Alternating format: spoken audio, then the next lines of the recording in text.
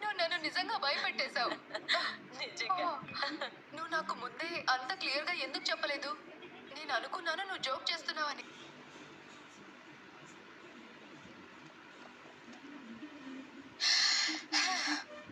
పద త్వరగా ఫ్రెష్ అవ్వు.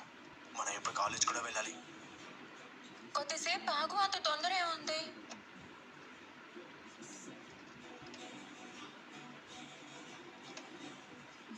నువ్వు వెళ్ళారా?